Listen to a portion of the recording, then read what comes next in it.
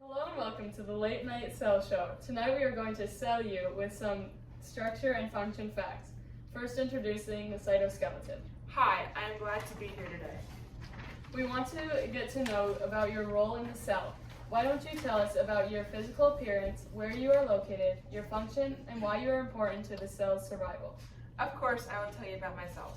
I am very important to the cell. I support the shape of the cell, help position and transport the cell, provide strength, assist in cell division, and aid in cell movement, which are all of my important to cell survival. I am made of a network of protein filaments into the cytoplasm made of microtubules and microfilaments. I am located on the out part of the cell and basically determine the shape. You do seem pretty important. Thank you for telling us about yourself. Of course. Next, we should go to the drama queen of this cell. How are you doing, Nucleus? That's quite rude. I am very well, thank you very much. Can you tell us all about yourself? You seem to be pretty good at that. Oh yes, I am the most important organelle in the cell. I store and protect genetic information. Because I contain all the genetic information, I am needed for controlling and directing all the activities of the cell. My shape is variable, but I am mostly spherical and membrane bound. I am located in the center of the cell because I am just that important.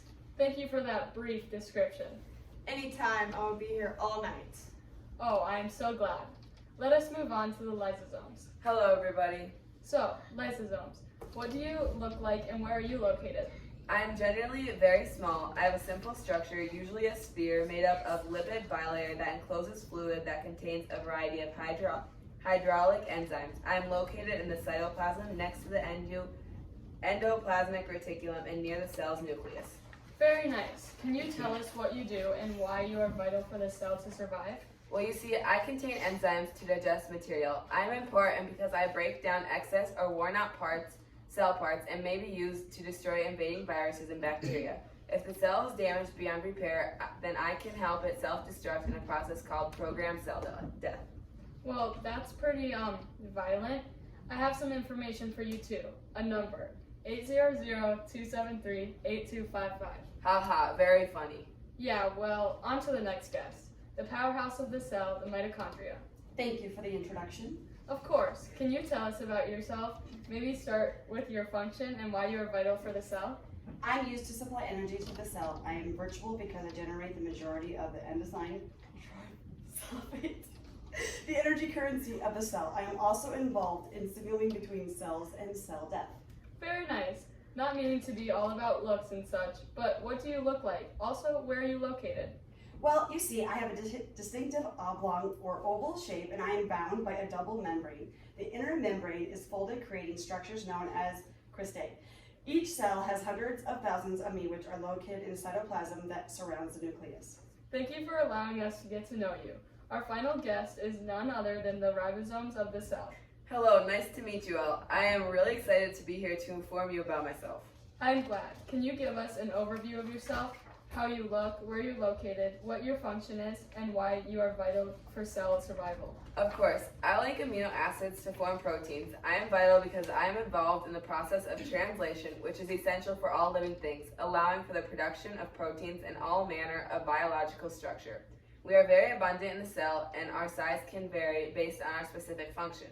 We are scattered throughout the cell, and few of us can be connected to the endoplasmic reticulum. Thank you, and a huge thank you to all of our other guests for their information. Our last question is going to be comparing some of our guests with other organelles. So, ribosome, can you compare yourself to another guest? Well, sure. I'm going to compare myself to lysosome. Lysosome is a membrane-bound organelle where I do not have a membrane. I form proteins, and lysosomes break down materials. On the other hand, we are both free-flowing and are scattered in the cytoplasm. Seems like you have a lot of different and in common. Nucleus, can you give us a comparison? Well, I am one of a kind and don't like to compare myself to others because I am that good.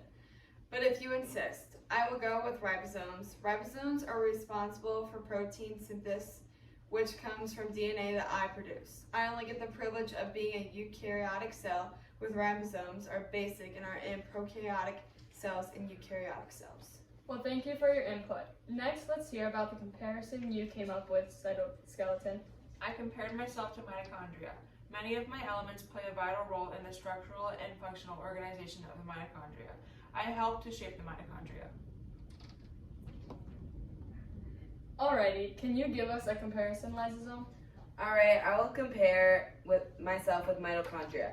We both play a role in the metabolism of the cell. I remove unwanted waste from the cell, however, and the mitochondria gives me energy to do that. They give the energy to the whole cell. Thank you very much for that, lysosome.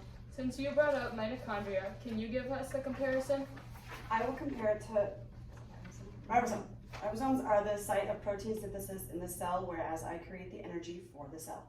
Well, thank you all so much for your help in understanding more about the organelles in the cell. See you next time on the Late Night Cell Show.